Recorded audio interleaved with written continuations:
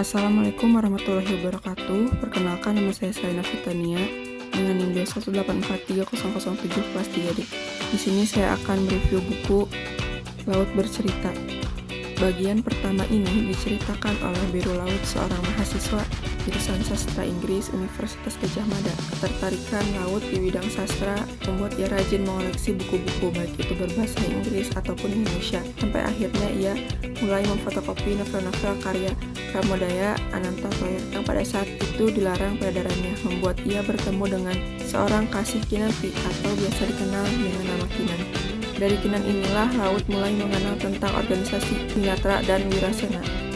Semenjak bergabung dengan Winatra, Laut beserta kawan-kawannya mulai aktif berdiskusi, entah itu perihal buku, hingga berdiskusi mengenai visi mereka yang sama untuk meruntuhkan rezim yang berkuasa pada saat itu. Di bulan Maret 1998, Laut beserta kawan-kawannya satu persatu ditangkap dan diinterogasi. Mereka diperlakukan secara tidak manusiawi dan terus ditanya tentang siapa dalang utama di balik pergerakan mereka. Beberapa dari mereka dikembalikan dalam keadaan hidup dan beberapa lainnya tidak diketahui keberadaannya. Bagian kedua, Asmara Jati.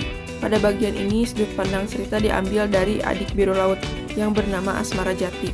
Penggambaran cerita bagian kedua ini menunjukkan kepedihan yang begitu mendalam.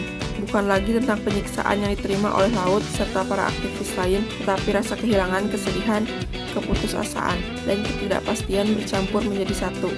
Di bagian kedua ini ditunjukkan betapa kerasnya perjuangan Asmara beserta kerabat dari kawan-kawan Laut yang masih tidak diketahui keberadaannya.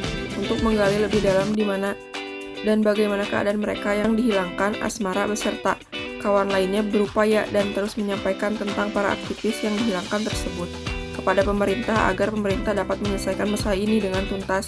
Perjalanan yang dilakukan Asmara tidak berjalan dengan mudah karena minimnya jejak yang menunjukkan keberadaan Laut dan kawan-kawannya.